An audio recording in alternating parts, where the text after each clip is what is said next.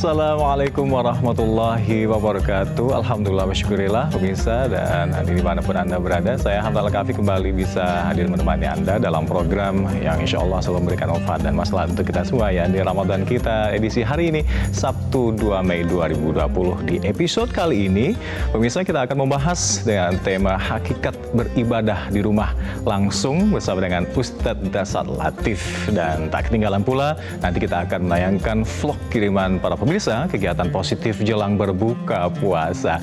Dan bersama saya Hamzah Al-Kafi, kita langsung saja mulai Ramadan kita selengkapnya hari ini.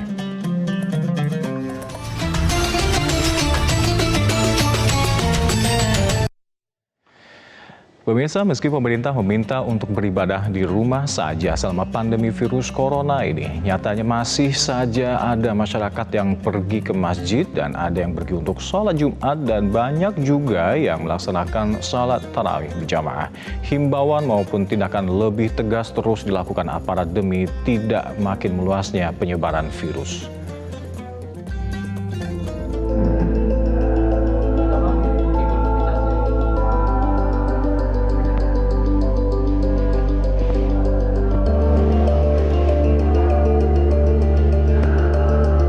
Salah satu peristiwa saat aparat meminta sejumlah warga untuk tidak sholat Jumat di masjid.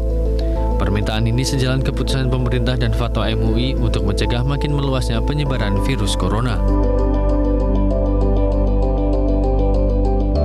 Himbauan untuk beribadah di rumah saja juga dikeluarkan selama bulan suci Ramadan ini. Sholat tarawih di masjid ditiadakan dan cukup menggelar sholat tarawih di rumah saja. Begitu juga dengan sejumlah kegiatan lainnya yang rutin digelar di masjid selama bulan suci Ramadan cukup digelar di rumah. Meski sudah ada larangan, namun tetap saja masih banyak yang tidak mau mematuhinya. Ada yang tetap menggelar sholat Jumat atau sholat tarawih di masjid tanpa mematuhi protokol kesehatan untuk meminimalisir penyebaran COVID-19. Aparat pun tak segan untuk melakukan tindakan tegas demi kebaikan bersama. Pemerintah meminta warga di sekitar masjid untuk melaporkan ke aparat jika masih ada yang menggelar sholat Jumat maupun sholat tarawih berjamaah. Tim Liputan Metro TV. Pemandangan masjid-masjid yang biasanya semarak dengan beragam kegiatan ibadah selama bulan suci Ramadan tidak dijumpai lagi di bulan Ramadan kali ini. Pemerintah dan juga umarah memang menghimbau masyarakat untuk beribadah di rumah saja agar wabah COVID-19 ini tidak kian menyebar. Bagaimana sebenarnya hakikat ibadah di rumah ini? Kita akan langsung membahasnya dengan Ustadz Mukarram Dasar Latif. Assalamualaikum Ustadz. Waalaikumsalam warahmatullahi wabarakatuh.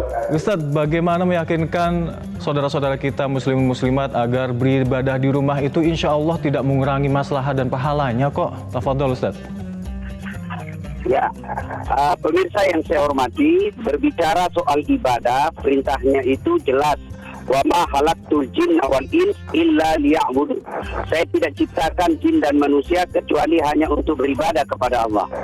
Beribadah itu tidak harus di masjid. Menyembah Allah itu tidak harus di rumah ibadah. Boleh dilakukan di mana saja. Bahkan di tengah laut pun boleh kita lakukan ibadah. Nah, sekarang pada posisi kita, pada kondisi kita ada wabah yang sifatnya pandemik, maka kita harus mengikuti anjuran dan maklumat dari Kapolri, juga dari himbauan Majelis Ulama Indonesia yang meminta kita untuk beribadah di rumah. Tentu beribadah di rumah ini tidak mengurangi esensi dan pentingnya ibadah. Ibadah sebenarnya kalau kita terjemahkan, kalau kita definisikan, segala sesuatu yang dilakukan dengan niat lillahi ta'ala itu ibadah. Nah, ibadah ini perintah dilaksanakan berdasarkan kemampuan kita. Nah, sekarang idealnya memang kita beribadah di masjid. Selama Ramadan, tahun-tahun yang lalu kita ibadah di masjid. Di samping karena memang itu anjuran agama, juga ada faedah-faedah silaturahmi di dalamnya. Juga kita bisa mendapatkan ilmu melalui majelis-majelis ceramah-ceramah tarawih. Tapi karena ini kondisinya darurat, maka percaya saudaraku bahwa beribadah di rumah itu tidak mengurangi esensi nilai ibadah. Ibadah apa yang dilakukan di masjid semua bisa dilakukan di rumah. Umumnya ibadah di masjid itu kalau Ramadan kan tarawih. Tarawih pun bisa dilakukan di rumah. Berjamaah, di rumah pun bisa dilakukan berjamaah. Bapaknya jadi imam, anak istrinya jadi makmum. Syukur-syukur kalau bapaknya bisa mengisi tausiah. Jadi semua bisa dilakukan. Sifatnya sebenarnya, hakikat ibadah itu tidak bergeser. Hakikat ibadah tetap bisa dilakukan. Yang bergeser hanya tempat. Dan tidakkah di awal pembicaraan tadi saya sudah sampaikan, Allah bisa dijumpai, Allah bisa ditemui di mana saja. Idealnya di rumah ibadah. Tapi karena posisi kita sekarang ini tidak memungkinkan, maka kita kembali ke rumah. Selalu saya tegaskan bahwa beribadah itu tidak boleh melibatkan sekedar perasaan. Saya ulang, ibadah itu tidak bisa melibatkan sekedar perasaan saja. Tapi yang lebih utama adalah beribadah harus berdasarkan ilmu. Karena kalau kita melakukan ibadah hanya berdasarkan perasaan, bisa jadi ibadah kita ini bisa menimbulkan kemudaratan. Nah, karenanya ilmu melalui ilmu-ilmu majelis ulama sudah mengajarkan bahwa kita beribadah di rumah saja. Bukan karena kita tidak cinta kepada masjid, bukan karena kita takut corona, tetapi yang jauh lebih penting adalah memelihara keselamatan jiwa.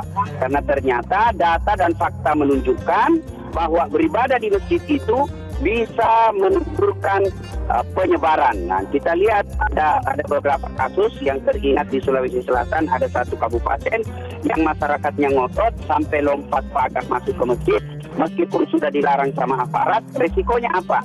Ternyata dari masjid itu satu orang teridentifikasi positif.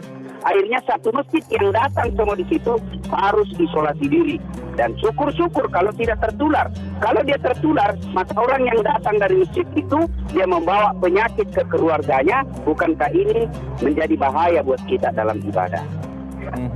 Baik, Ustadz. Kita akan kembali membahas bagaimana nanti akan saya tanyakan tadi yang sudah disinggung oleh Ustadz adalah menjaga jiwa, menyelamatkan jiwa atau hifdzun nas. Kita akan bahas lebih lanjut. Pemirsa tetaplah bersama kami di Ramadan kita. Ustadz Mukarram Dasar Latif terkait dengan bagaimana hikmah ibadah atau hakikat ibadah di rumah saja. Ustadz tadi sudah disinggung bagaimana kita hifdzun nas, beribadah di rumah sebagai upaya penyelamatan jiwa. Bagaimana meletakkan hukum penyelamatan jiwa ini dibandingkan dengan anjuran ibadah lainnya? Ya, pemirsa yang saya hormati, dalam agama Allah menurunkan hukum-hukum Islam itu yang disebut syariah. Syariah itu kalau dilihat akar kata menurut etimologinya, syariah itu berarti sumber mata air, di mana semua makhluk hidup itu membutuhkan air. Nah, Islam menghadirkan hukum, Allah menghadirkan hukum-hukum disebut syariah. Nah, dalam kajian hukum Islam ada disebut maqasid syariah. Maknanya tujuan Allah menghadirkan hukum-hukum Islam. Apa tujuannya? Jadi kenapa ada hukum haram, halal, makruh dan seterusnya. Nah, dalam maqasid syariah ada 5 tujuan hukum Islam. Yang nomor 1 dan utama adalah hifdzun nafas, memelihara jiwa. Yang kedua memelihara agama. Yang ketiga memelihara akal. Yang keempat memelihara keturunan. Yang kelima memelihara harta. Nah, dari 5 tujuan hukum Islam ini, yang nomor 1 ini kenapa ditempatkan nomor 1? Karena dia prioritas, dia penting. Apa yang nomor 1 itu adalah hifdzun nafas, memelihara jiwa. Artinya hukum Islam hadir ini tujuannya memelihara jiwa kita. Kenapa orang dilarang membunuh? Karena untuk memelihara jiwanya orang. Kenapa orang dilarang narkoba? Karena untuk melindungi akalnya orang. Nah, sekarang kita beribadah tidak boleh melanggar 5 dasar hukum Islam ini, dasar dihadirkannya hukum Islam ini. Anda mau puasa, Anda mau sholat, Anda mau haji, tidak boleh melanggar maqasid syariah ini. Bahkan orang yang berpuasa bisa jadi hukumnya haram apabila dia melanggar keselamatan jiwanya. Contoh, saya sakit tidak bisa sembuh. Bahkan dokter mengatakan kalau Ustadz bisa tetap ngotot puasa, kalau Ustadz ngotot tetap puasa, maka bisa mengancam jiwa, bisa sakaratul maut. Lalu saya tetap ngotot puasa, maka saya berhukum haram. Kenapa? Karena melanggar jiwa saya. Nah, Demikian juga dengan beribadah di masjid.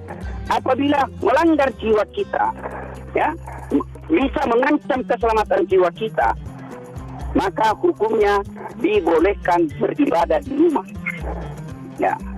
Niat saya mau ibadah di masjid, niatnya baik, tapi ternyata tidak cukup hanya dengan niat, harus disertai dengan kajian yang mendalam. Dan kajian mendalam itu telah dilakukan oleh Majelis Ulama dan telah mengeluarkan bahwa tidak boleh, untuk sementara dianjurkan beribadah di rumah.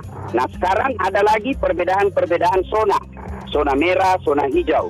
Nah, kalau dia zona hijau, Majelis Ulama Indonesia tetap menganjurkan untuk beribadah di masjid. Nah, masalahnya kemudian adalah apakah ada jaminan bahwa jamaah yang ada di zona merah tidak akan datang ke zona hijau ketika ada tarawih?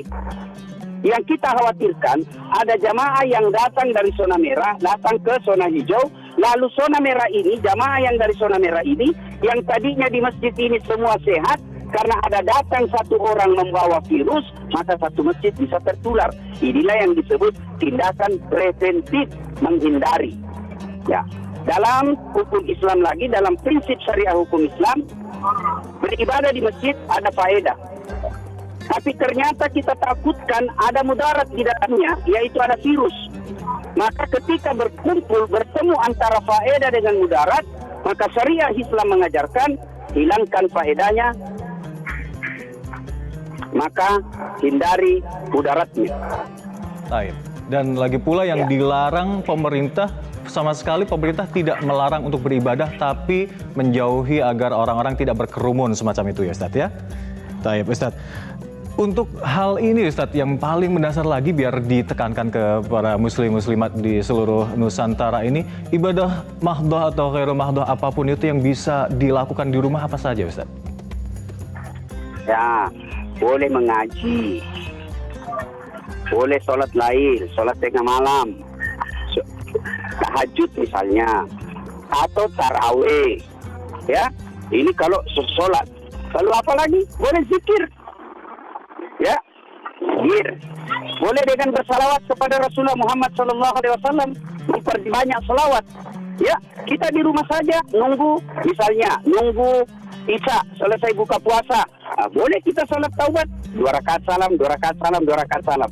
Ternyata masih ada luang waktu, kita nunggu Isya dengan bersalawat kepada Nabi. Ya Nabi, salam alaika, ya Rasul, salam alaika. Atau beristighfar, nashhadu Allah ilaha illallah wa nastaghfirullah, nas'aluka ridaka wal jannah wa na'udzu bika min sakhatika wan nar. Pada intinya, ibadah boleh dilakukan di rumah. Bahkan ada ibadah-ibadah khusus yang lebih utama di rumah.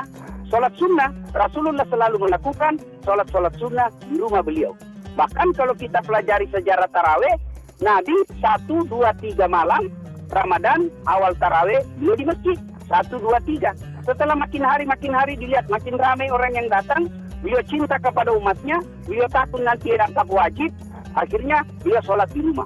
Nanti setelah Umar bin Khattab menjadi khalifah, dilihat ada sholat tarawih di sudut kanan, ada sholat tarawih di sudut kiri, maka Khalifah Umar bin Khattab mengambil kesimpulan, mari daripada kau sholat masing-masing, mari kita sholat berjamaah. Itulah sejarahnya tarawih.